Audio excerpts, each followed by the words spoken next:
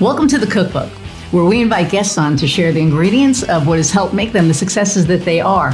All of it, the good, the not so good. You're not going to find anything half-baked here. And our kitchen gets messy sometimes. That's when the fun starts. So come on and join us.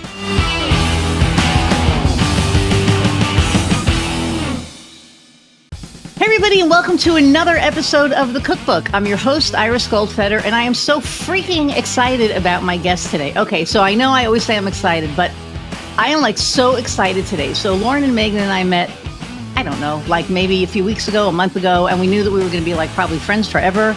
We're all into the same stuff, and they have this amazing book, and they have this amazing program, and they're just freaking amazing.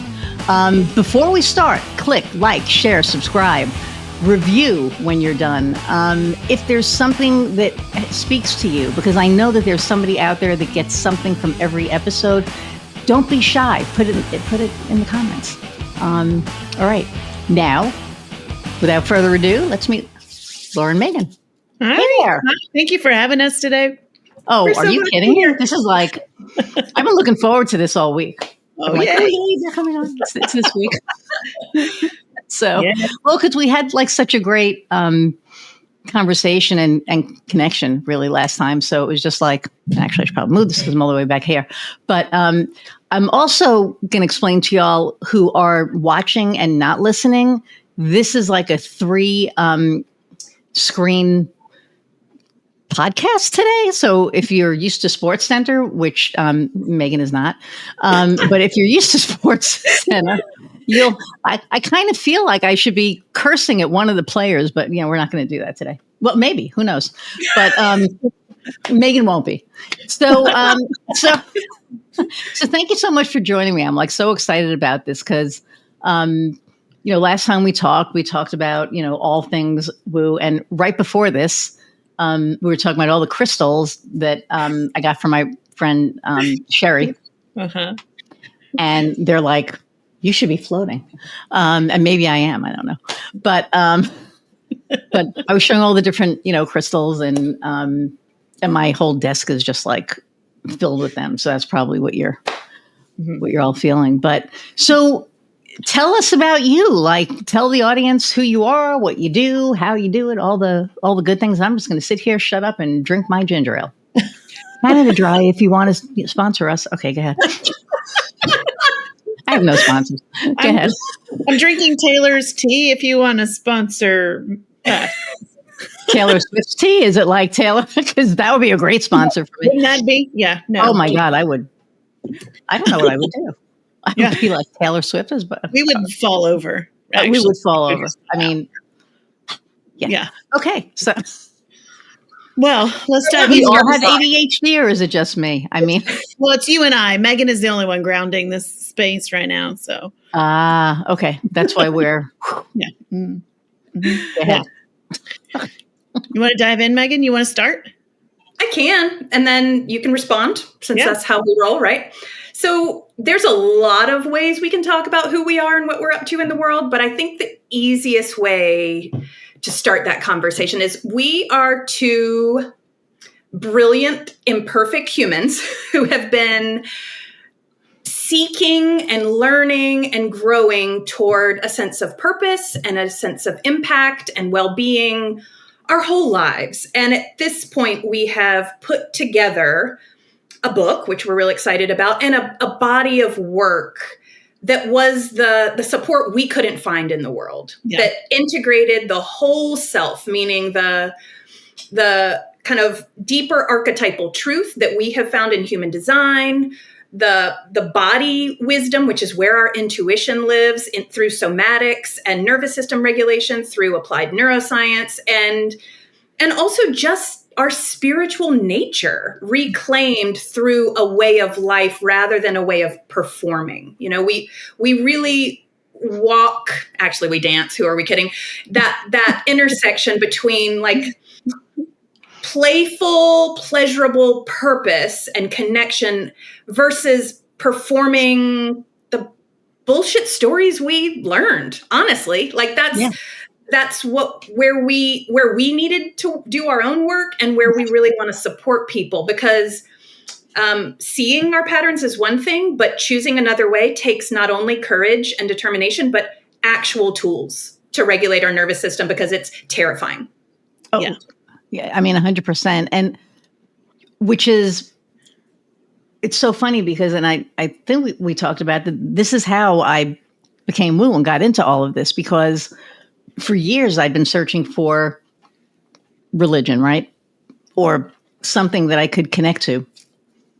And nothing spoke to me. I was raised Jewish, was homeless for, a couple of years. And so I was in a house of nuns. So that's like a whole nother story. And so I went to church a bunch with them, right? I sang in the little choir, and I was in the, all of that. I played Christmas Mass, Halloween Mass, all that. Never spoke to me. And then late in life, I told you the house started, giving me signs. And then I got into this, and this is the most grounding, heartfelt practice that I've come across. Yeah. And it speaks to my soul. It like just right here. And it's funny, you talk about energy. I'm feeling your energy. And that's the second time that happened, because the first time it happened was with my friend Nancy. But I'm feeling it. Yeah. I think we do, right? Like, that's the thing that Meghan and I found as we were in our early professional careers as coaches and practitioners. Our backgrounds are similar but different. But both of us were seeking something deeper. And for me, that journey took me into vibrational medicine or energy medicine first. And so, and what's funny about that is, like, my very first class, I went because I wanted to learn the modality. It was a modality that helped with ADD and learning differences. And my kiddo had both. And so I wanted to go learn this modality. But at the time, I did not believe in any of the woos, right? None of the woos. And so I get to my first class, and I'm sitting there, and she starts talking about energy medicine. And I'm like, no, and I look around the room, and everybody in there is nodding along like they've heard of this. And I was like, what? How did I get here in the middle of all of the woo? And I don't really believe in the woo, but I'm like registered now. I'm taking the class, so it's like I kind of back to my. You were guided there. I totally was. Mean, right? Yeah, I was plopped down in there because if it had been a choice, I wouldn't have gone. Right. So, right.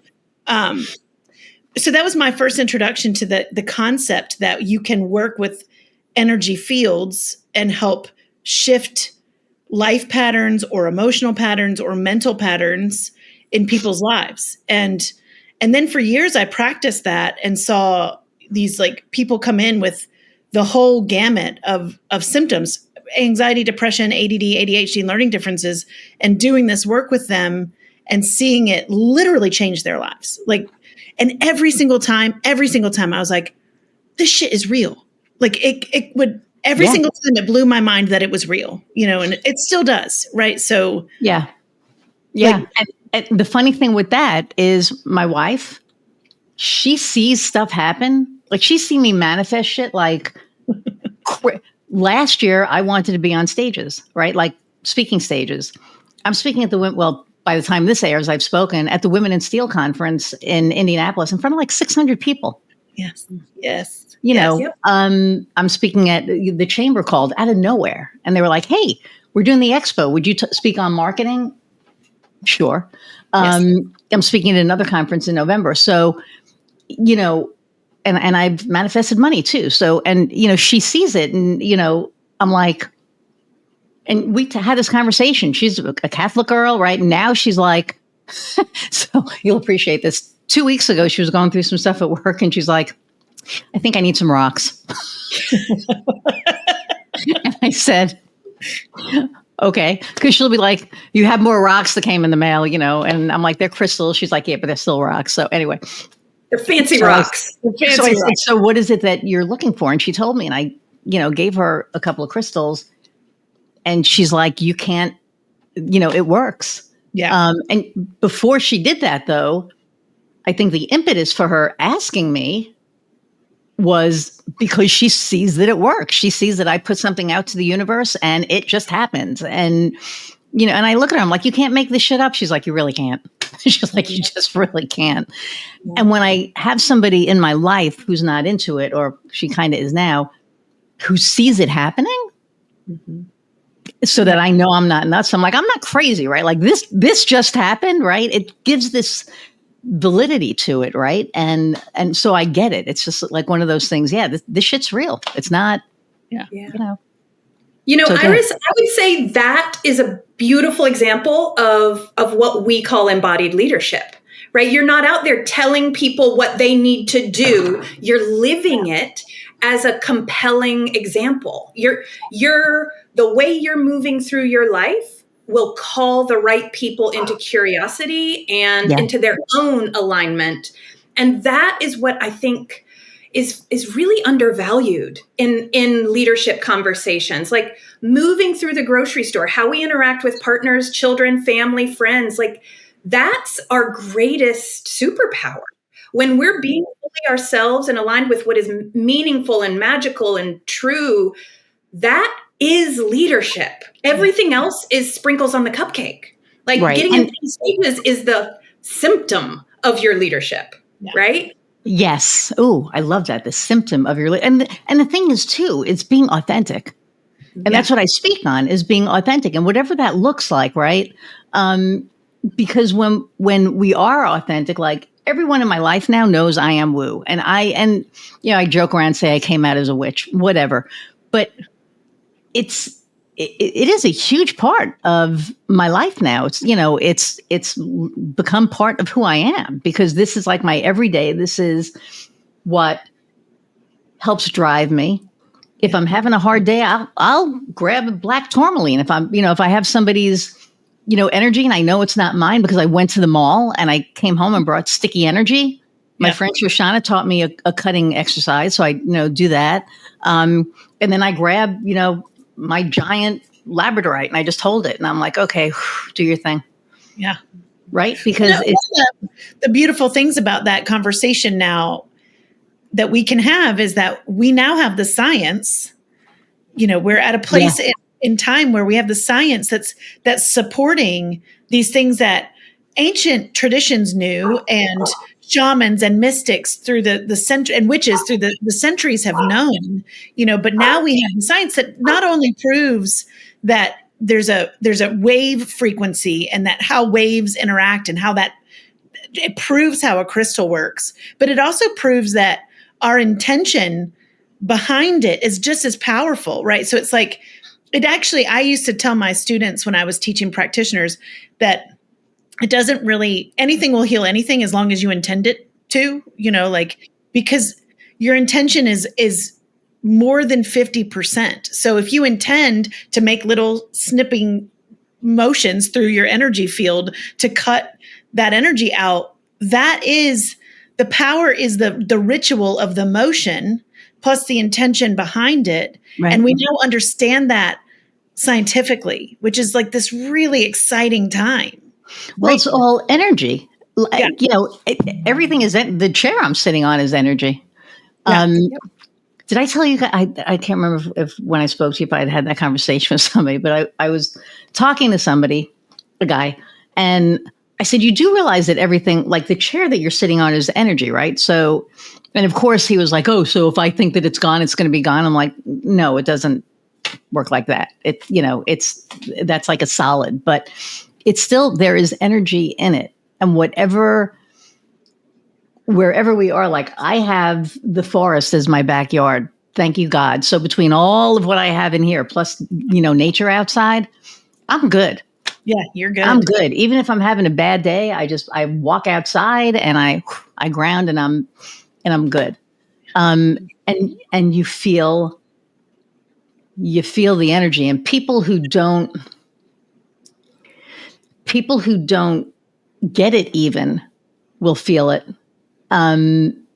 Because they don't know what it is. I was around a couple of people a few weeks ago, and and I was just, I mean, I knew I was vibing that day. You know, when you have those days that you're just like, oh crap, I need to like put a thing around this because I can feel how powerful it is. And I walked into a room with a couple of women that I knew and a couple of women that I didn't. And when I walked in, they were like, because it was there. And I mean, I felt it. And I was like, sorry, I don't know how to like tamp that. And they were like, what the fuck is that? Yeah. Mm-hmm.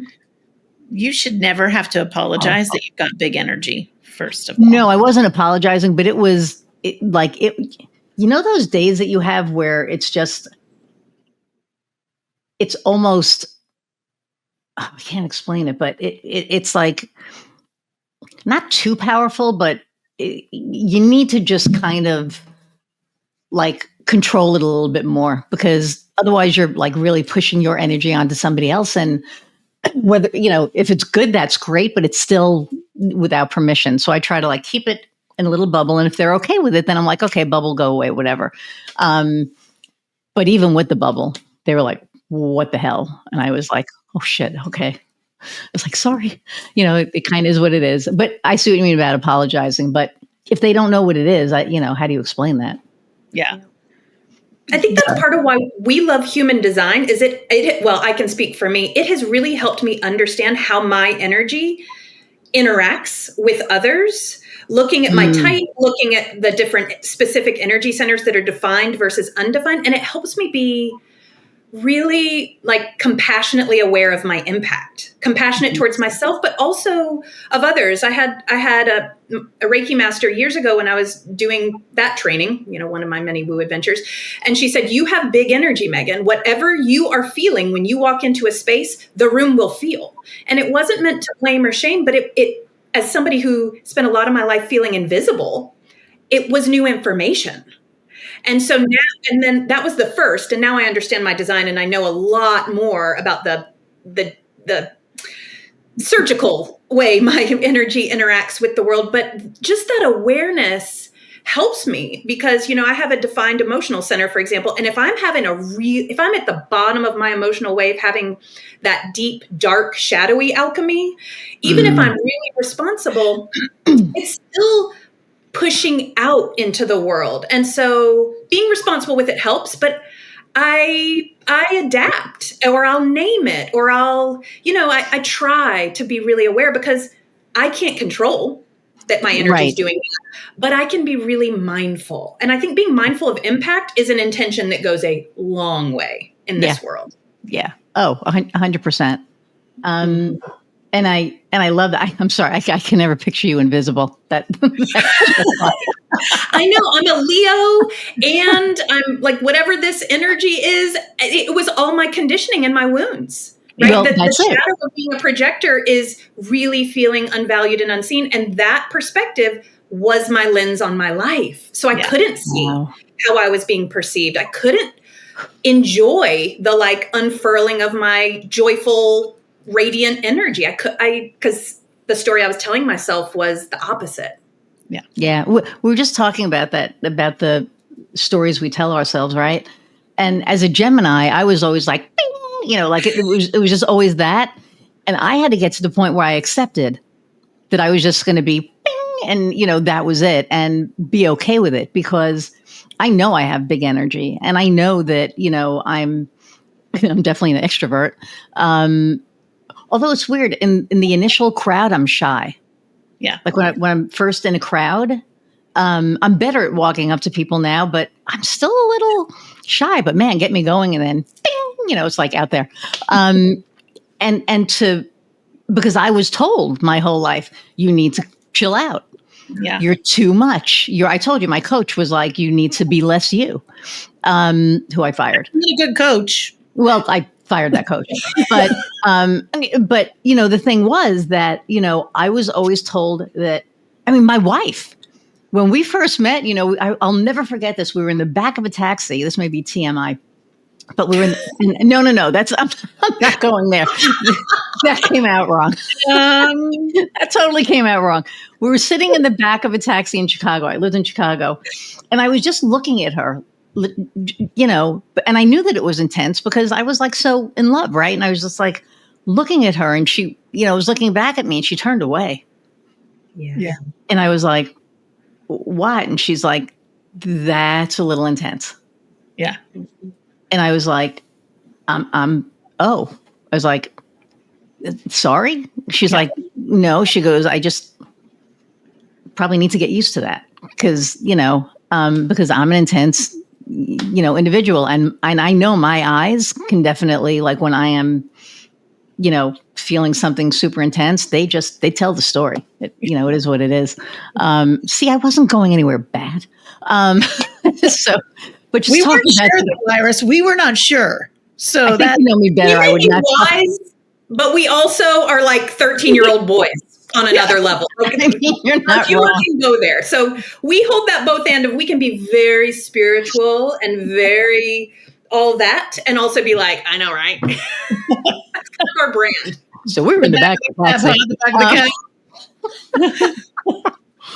I wish you guys were close. I just want to like hug you. I just want to like give you hugs. Where are you located again? Asheville, North Carolina. That is not that bad. How far is that from Charleston? 4.5 hours. Yeah. Mm-hmm. Yeah. Ooh, I'm going to be in Charleston in November. Oh, you should let us know. Mm-hmm. That's a conversation for after this. Okay. Okay. So,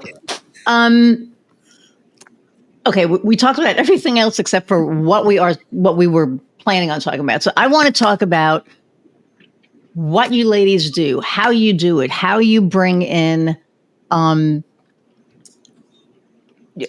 you take woo and break it into consumable bites that people can understand. My friend Nancy does that as well.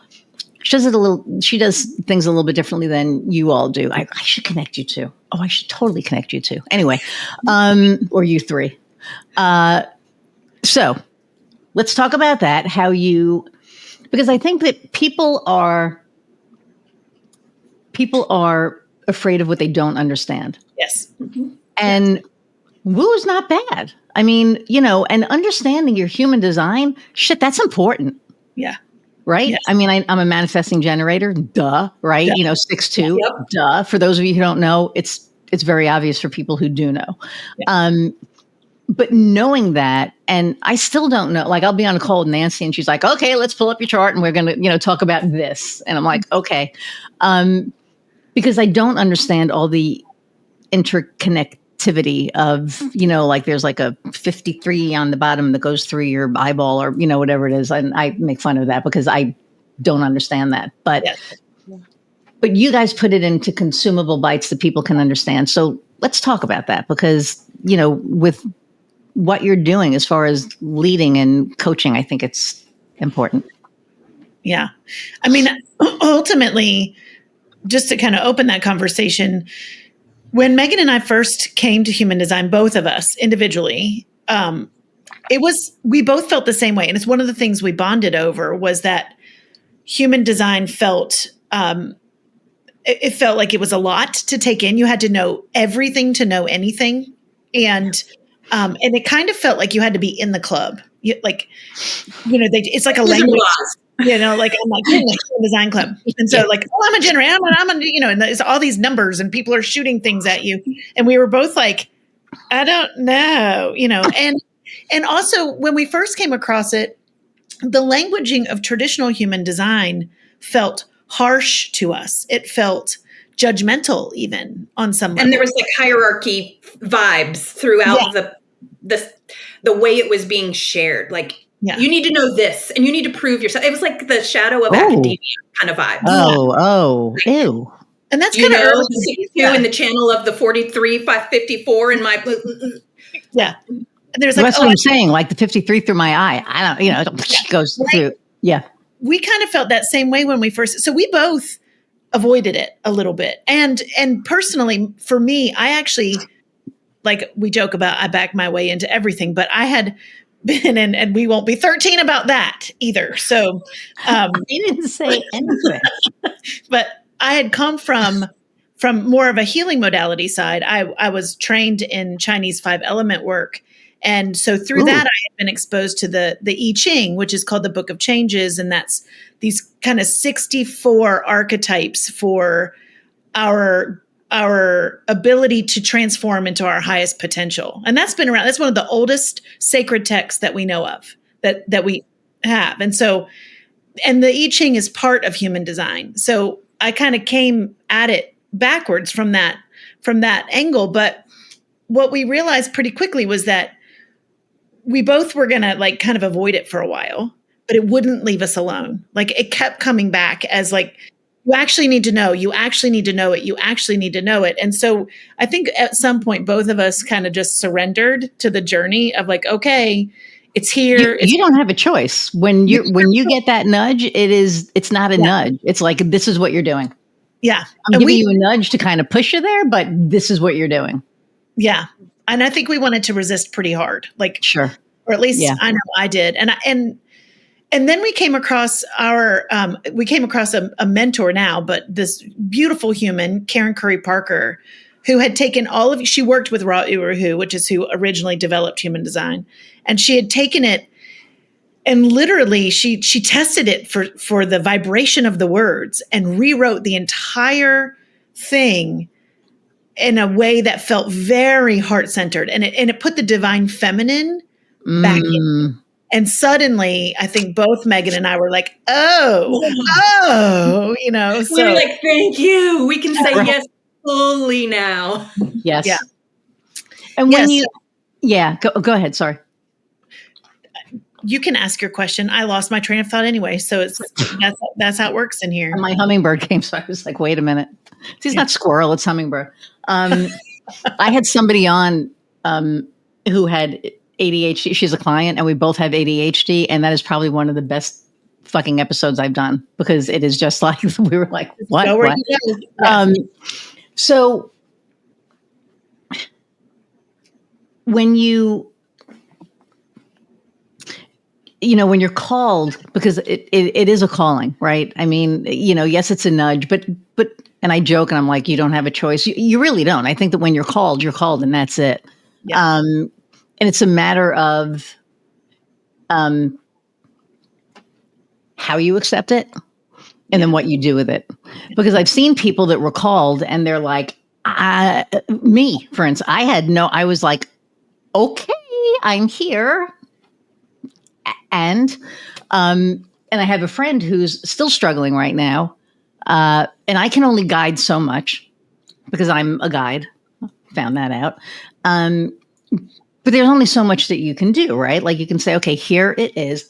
I'm not a teacher. I don't want to be a teacher. Let's just say that I probably am. I don't want to be right now, but we'll see what happens. And,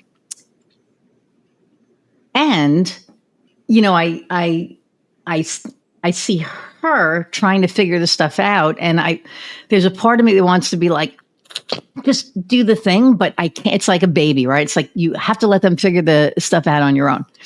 So when you have a client who's trying to figure this stuff out and they're just being called or they're just getting that nudge, like how do you, because it's scary, especially if you're like, what happened to my house? I mean, when they want you to know, they want you to know. And sometimes they're assholes about it, right? And sometimes, not. And my house tried to kill me. So, or at least throw, whatever to get my attention. So how do you walk people through that? Because the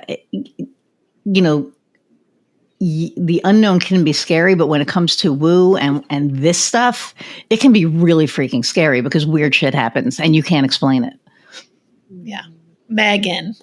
Energy is my first language. I'm, a good witch hiding in bougie attire. I think one of the things that really allowed my different worlds to merge professionally, because I was a psychotherapist, I would tell people about my applied neuroscience training, but over here I was like working with healers and getting shamanic training. And like, I was doing all this other closeted stuff. And when I got trained in somatics, in helping people learn the language of sensation. Explain what that is.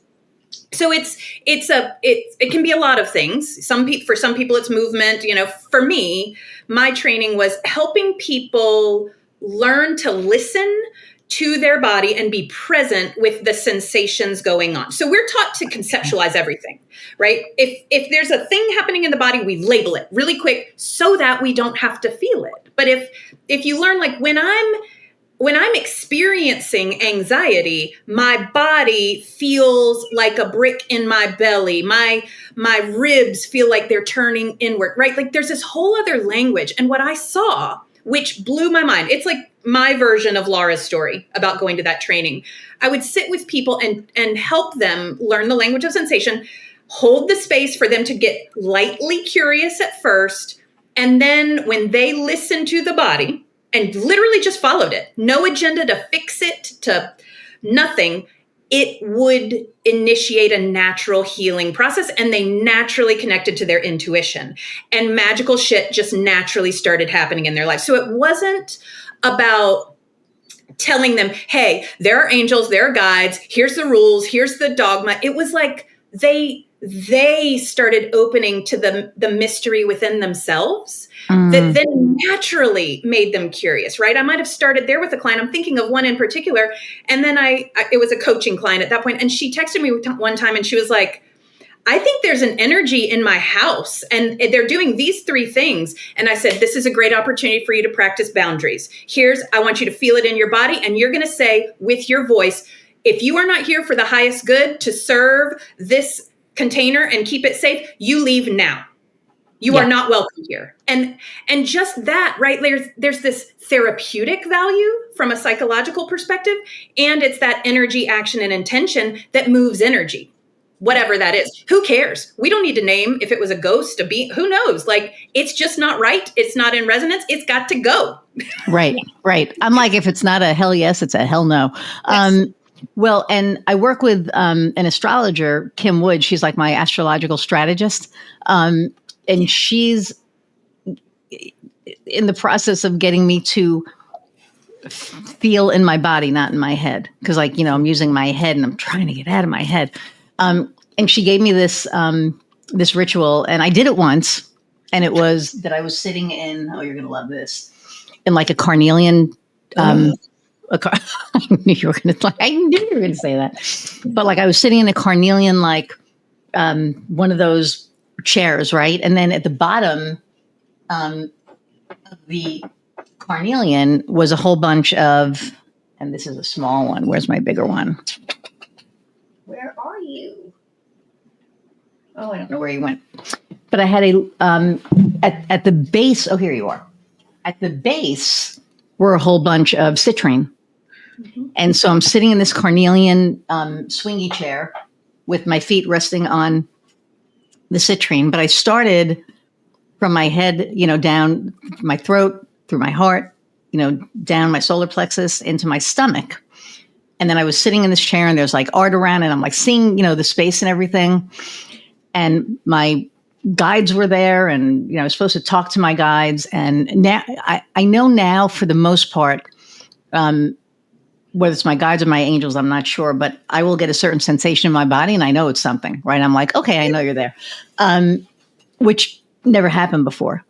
And what I found really, really interesting about that was I didn't feel anything at that point. And I forgot who I was talking to, but I was talking to somebody and I can't remember what it was, but I said something and it had to do with, I don't know, whatever.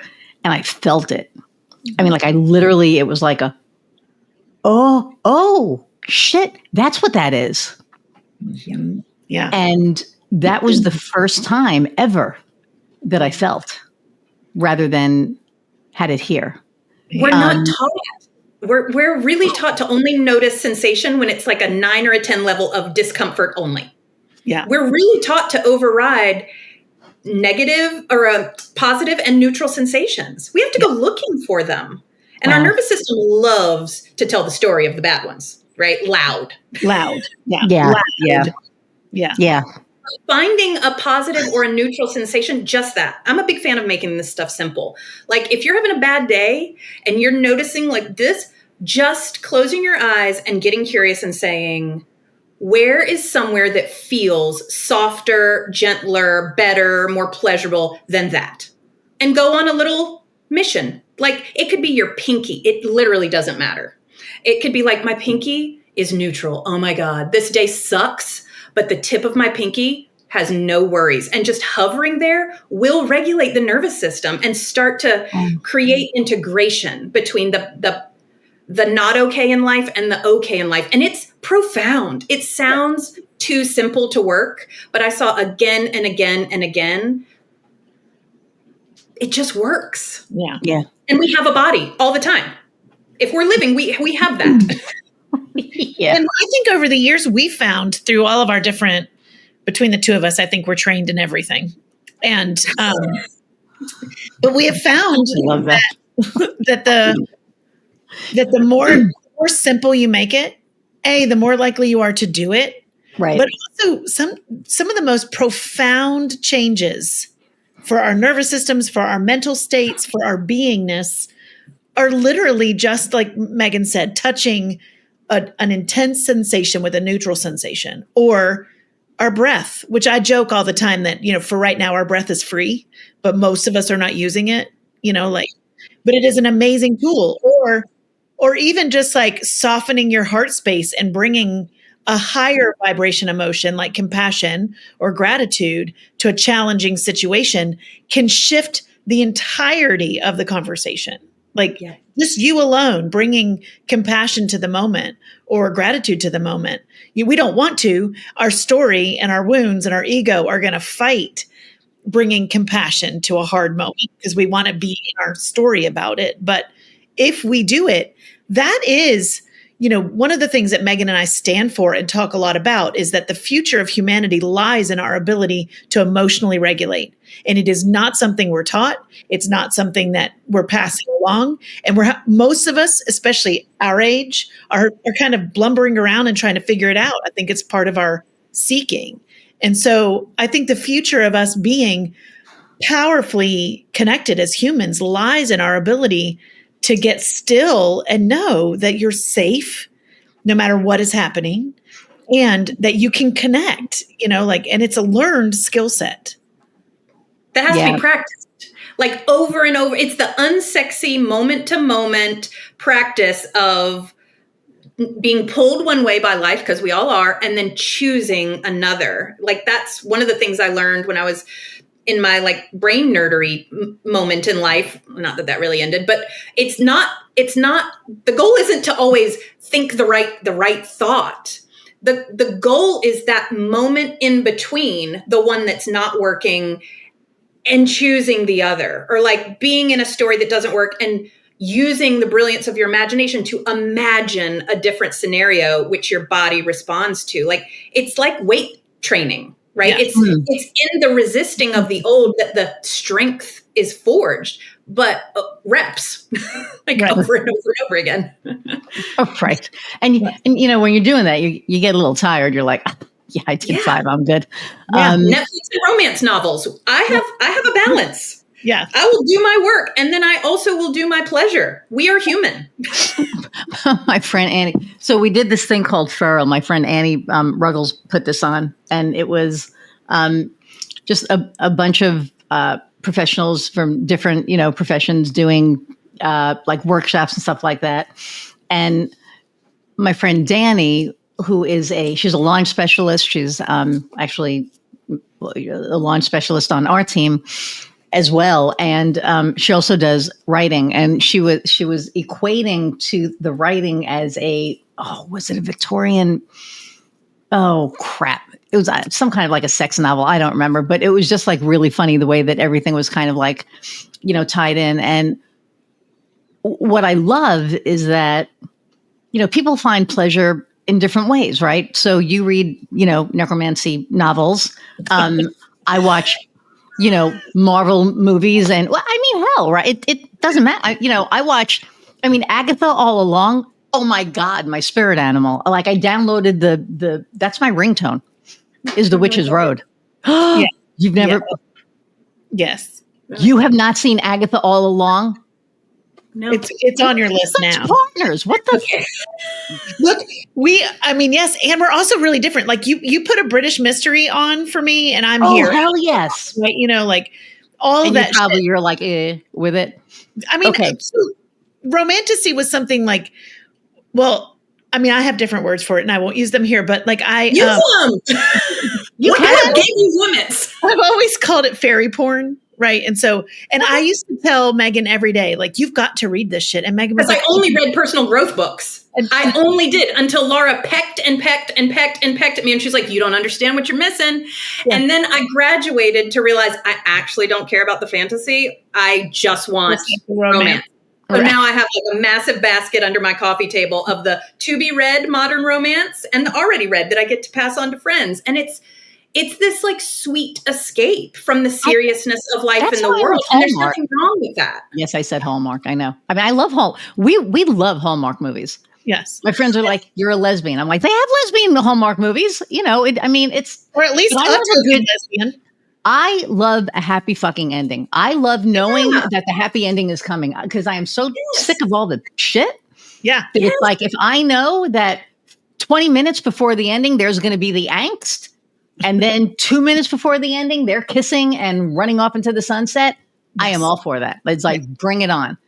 And that programs something in your body to watch that, right? That is programming a story of hope. Yes. 100%. Okay. So do you have, it was on Disney, right? Was it on Disney or was it on crap? I have to find out. No, I think you're right. I think it is on Disney. I think it is on, hang on, because I'm going to send this to you and I'm going to give you if you don't have the subscription, I'm going to give you not Agatha Christie, Agatha all. Maybe my son does. It is so good. And there's this song, is it Disney? Marvel. Yeah, it has to be because it's Marvel.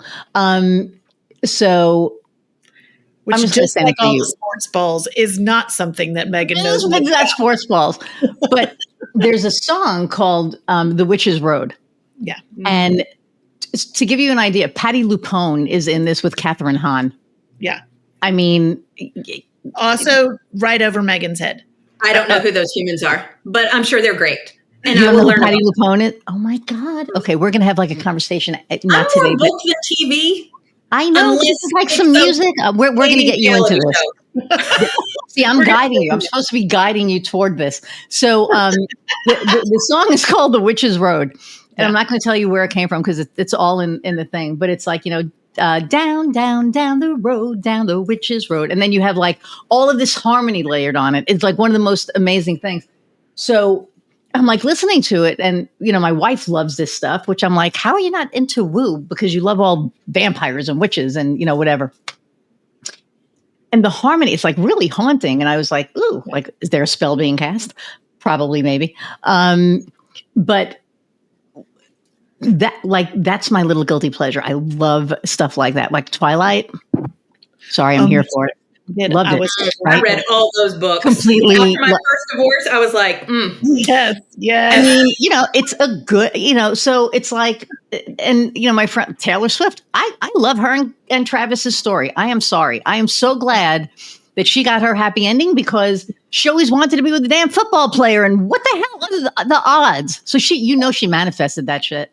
And I'm using them as an example. She's a fellow projector. And that energy of recognition between the two of those, I was like, universe, I hope you're watching. Because that is the vibe. Oh my God. Like right now, everything. Woo! Like head to all the way down. Because that story and what that showed me with society. Yeah. Right? Is that there is a portion of us who are so happy to see people happy. Yeah. We're just so happy and we love her because not necessarily because of her music, but because of the human that she is, because she leaves every place that she touches better. Yeah. It's in her human design too. We've dissected it. Like she literally has the leadership profile line and is a projector. So she is designed to be loved or hated. And the people that hate on her, not her problem because they would interfere with her leadership. So like she's living her design and calling in magic. Yes. That's amazing.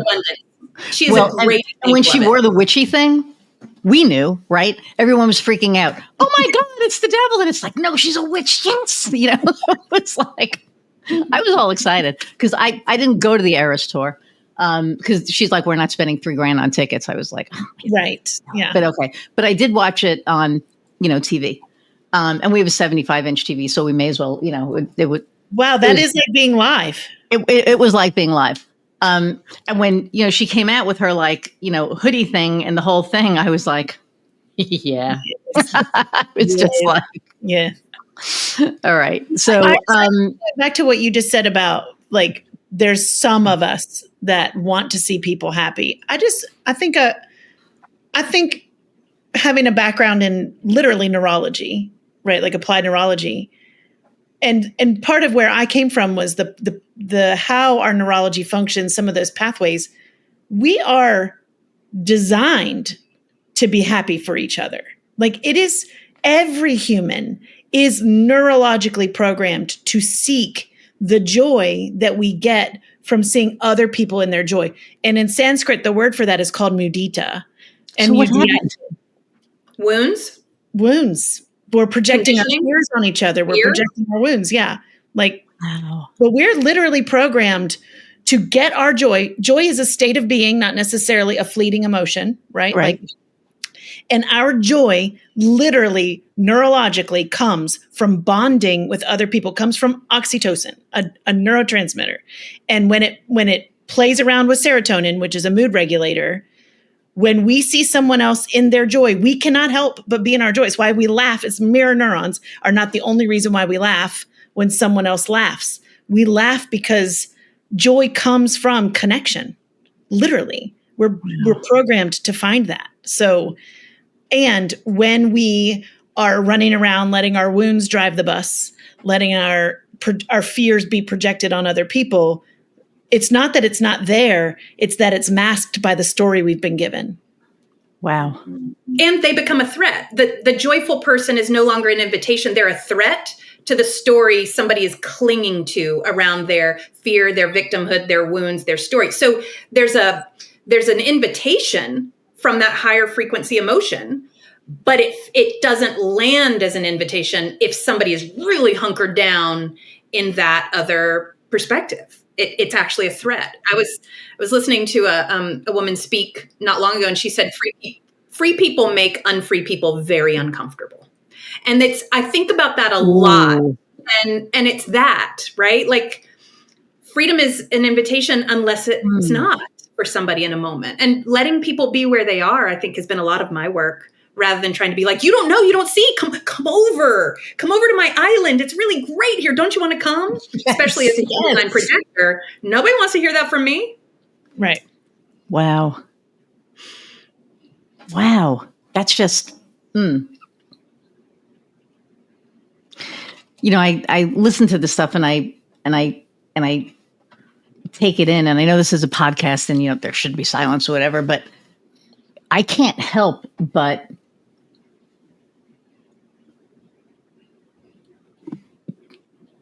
try to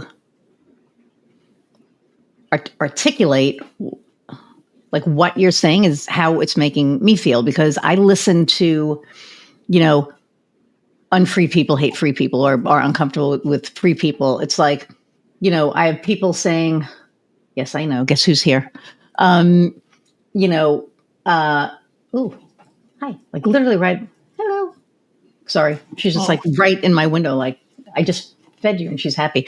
My hummingbird. Sorry, guys. Squirrel. But the saying, hurt people hurt people. Yeah. Yeah. And to me, no. I'm not okay with that, because hurt people should be the ones to help people because they understand what it's like to feel hurt.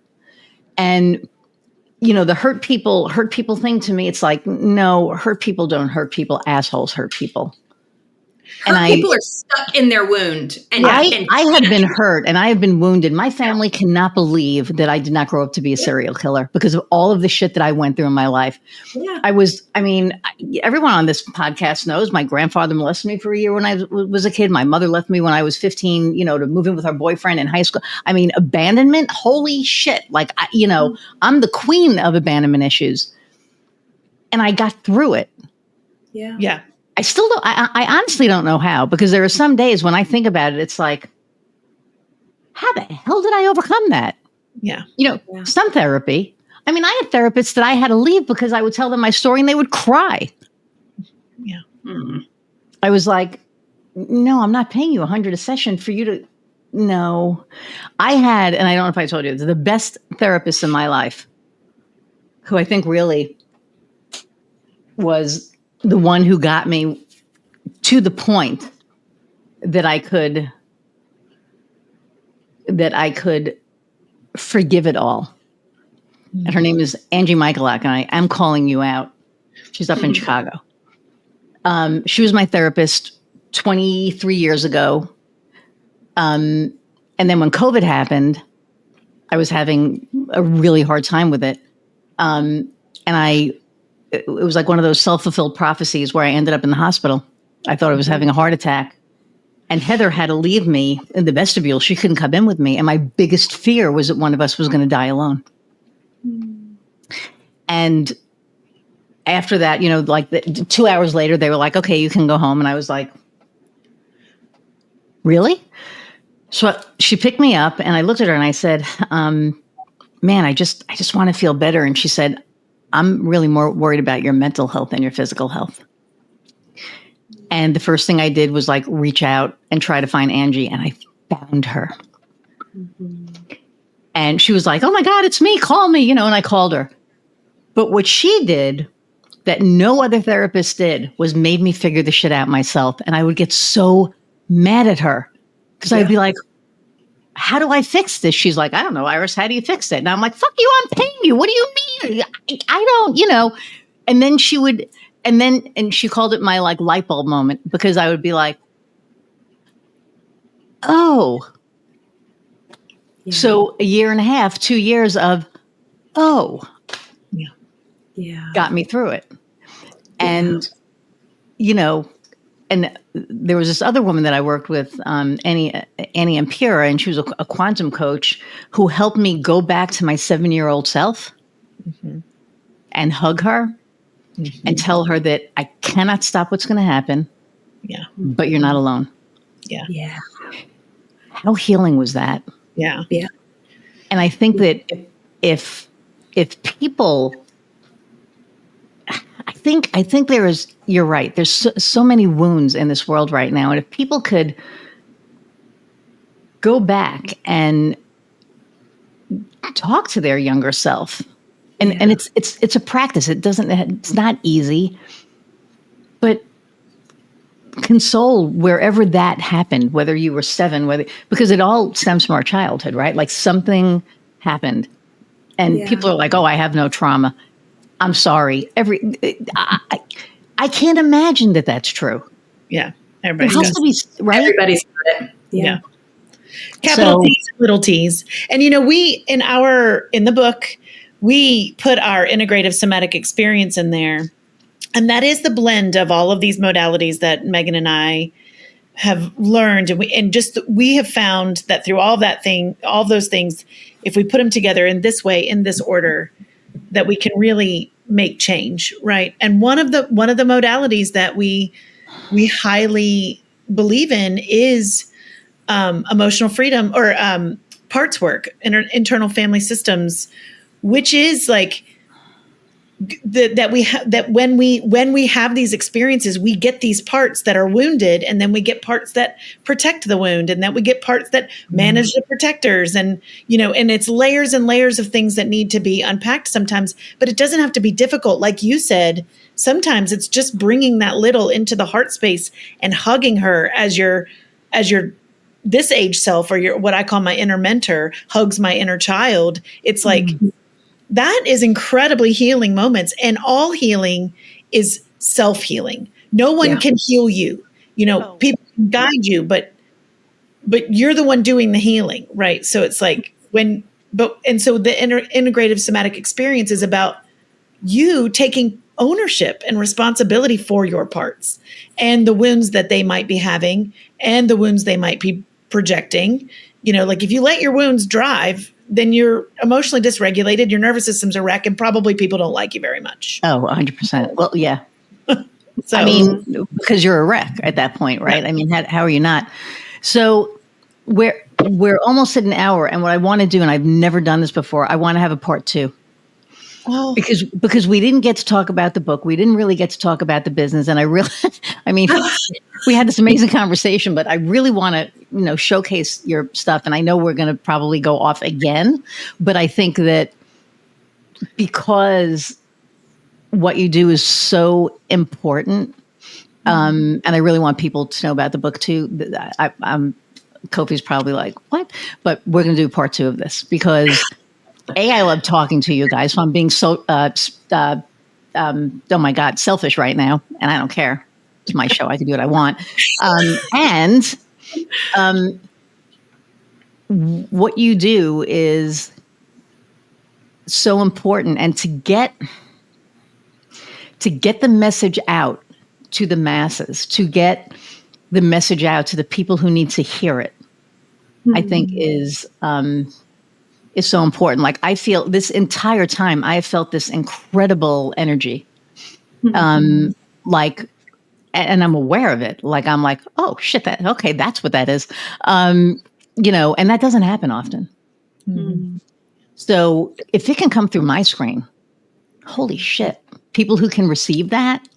Yeah. So I think we need to do this twice.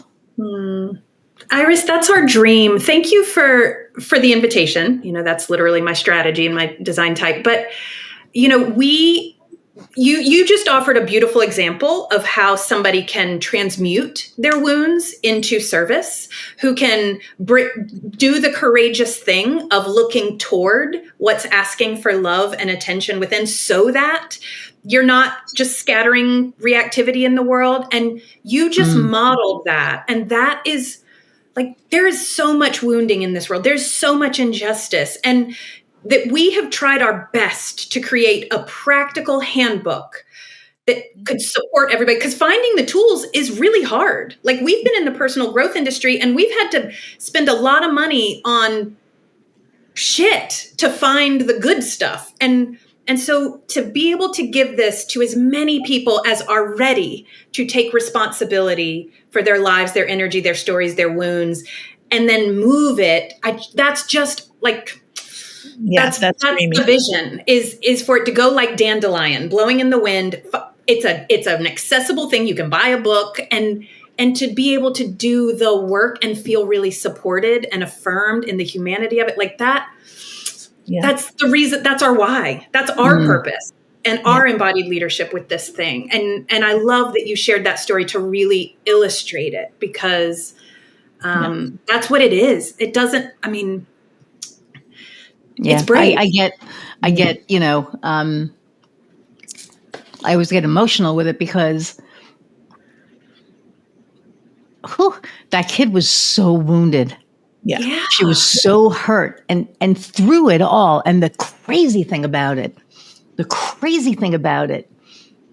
is I never hated. I was angry, but I didn't know what I was angry at. Yeah. And I did really bad stuff because I was angry. But I was always kind, and I always loved, and I never lost my empathy and my compassion. And I think about that, and I know that it's my soul, and I know, the journey that I'm on. But, I look at myself now, 58 years later. I mean, I'm 65, and to be able to go back in my head, man, that timing is crazy. But to be able to go back in my head and know every single thing that happened to me, and it did happen to me, right? And that was the other thing, was getting through it wasn't my fault. Yeah. So going through all of that and seeing where the hell I landed, Yeah. to me is a miracle. I mean, it's a freaking miracle. And every day I'm grateful. Every single day, my wife and I, before we go to bed, we say 3 things that we're grateful for that happened today, because I recognize how lucky we are. Yeah. And the fact that I get to do this, I mean, I have my business, which is, amazing, but I get to do this and talk to people like you and meet people like you. Like, I just want to hang out with you like right now. So it's like, yes, that was healing, but for people who are listening to this right now, man, I encourage you, get the book. Hang on, I got to pull everything because everything just went away. But it's called Unstuck Yourself, and we are going to do another episode on it because we didn't talk about this, and I think it's really important. But it's about thriving beyond burnout, and we didn't really talk a lot about business this episode. And I'm actually okay with it because I let this do what it's supposed to do. And I guess it was supposed to just do what it did. And maybe that's introducing you to. Maybe that's... We always human first and business second anyway. That's kind of... we define purpose as a state of being and relationality and all of that. So people will feel us living the book and know if it's for them. If they're like, I kind of like the way those women feel, the book is what we do. Yes, 100%. How we be it. Yeah. And I love hanging out with you, so it worked out well. Okay, so we are at an hour plus, which I knew was going to happen. So we are going to do this again soon, but the book is called unstuckyourselfbook.net. Their business is Embodied Leadership by Design.